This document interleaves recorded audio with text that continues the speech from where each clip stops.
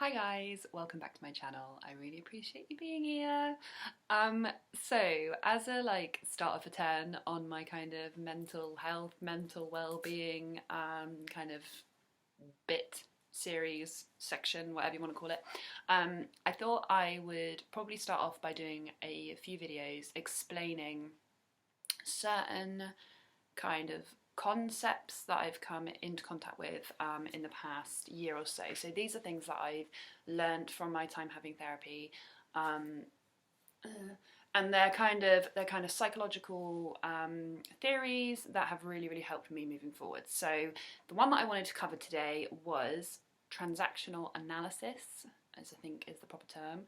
But what I'll do is I'll link in the description box below some links to more information about it, so you can actually read it from source, from the articles and stuff, if you really want to go down that route, if you want to have that kind of educational background. But basically I want to talk about what it is and how helpful I have found it in my experience over the past year or so. So, transactional analysis is basically an understanding of the way that we communicate with other people and within ourselves. So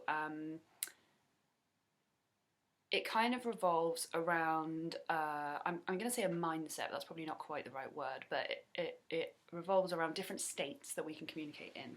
So for example, at this exact point in time, I am in talking to you actually in adult mode, okay? So I'm very measured, calm, logic is being deployed, and I'm quite grounded in myself, and I'm in adult mode. It's a kind of, and I know that obviously you're not in a mode, well, you are watching this, but we're not having a conversation, so it's not like there are two modes coming together. It's that this is the mode that I'm in, because it's obviously a one-sided conversation. So there's adult mode. I'm going to put up a diagram, hopefully, if my skills are any good. Wait, it will be here. I'm going to turn me this way, so then hopefully if I can put a diagram in, I can leave it up for this. But if there's no diagram, I'm just off to the side now. So basically there are three modes. There's adult, which is your kind of centered, grounded, measured, logical, kind of non-emotional response to things. It's kind of, if you say, oh, I've got a gut feeling about this, or it's that kind of very measured, grounded state is kind of adult. That's the central part as per diagram, if I've put it there. Then over the top of that, you have adult, parent. You have parent above that, so you can jump into parent state. And there are two sides to parent. There's controlling parent and there's nurturing parent. I'm trying to think of how this diagram's going to look and put my hands in the right place. So controlling parent, nurturing parent.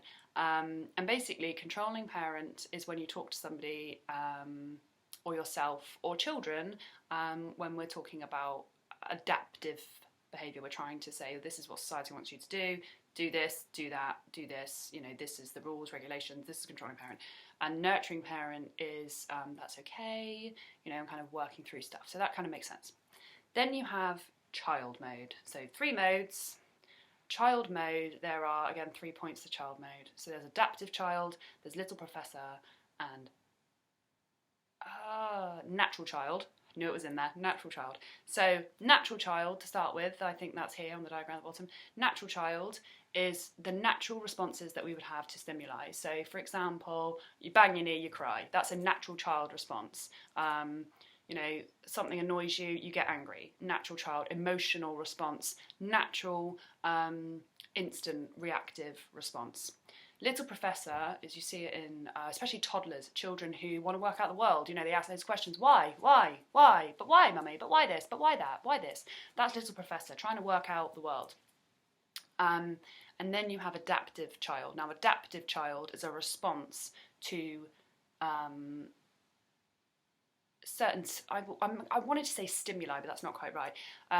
Adaptive child is a response normally to controlling parent. So if somebody talks to a child and controlling parent, you shouldn't do this. You know, society says do this. Teachers, for example, sometimes if it's kind of rules and regulations and stuff, adaptive child comes out. So they adapt to the situation around them in order to thrive, basically. Because if you've got your parent telling you, no, I don't want you to do that, you know, that's your caregiver. So you are gonna, you know, the child is going to enter into adaptive child, maybe act in a slightly different way.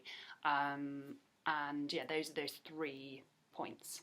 Now, when you give a child enough of nurture parent, then you promote what's called the free child, which is where the child is allowed to explore in things and feel supported and comfortable and happy.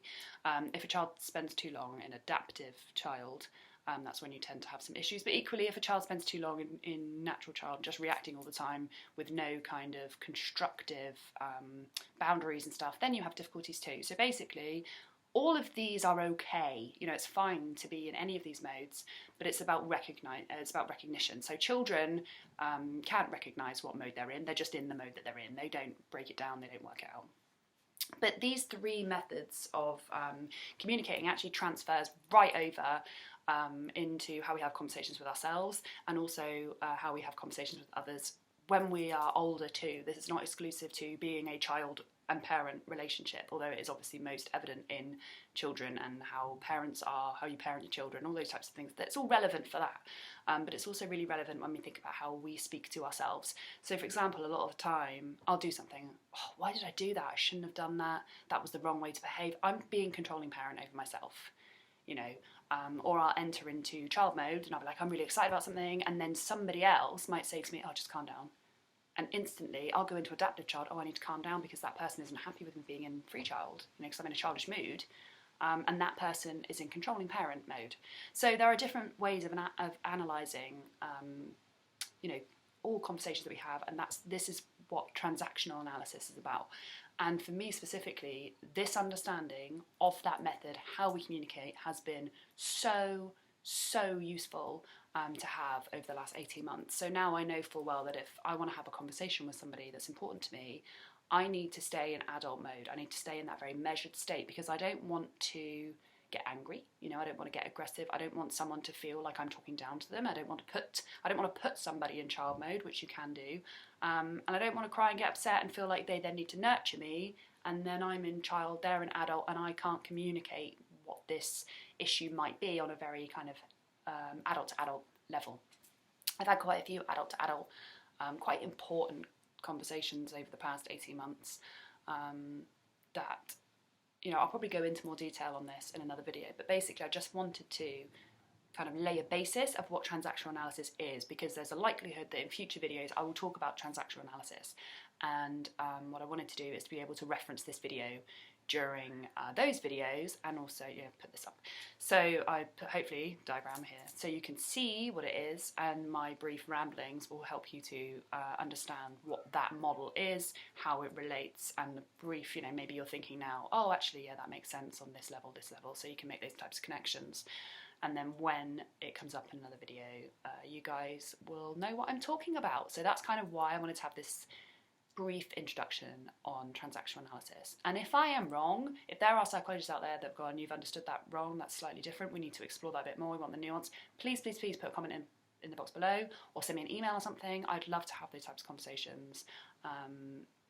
Yeah, I'm one of those people where I'm very willing to be wrong, and I'd like to grow. So, but what I'll do is I'll link down below the information that I found to transactional analysis.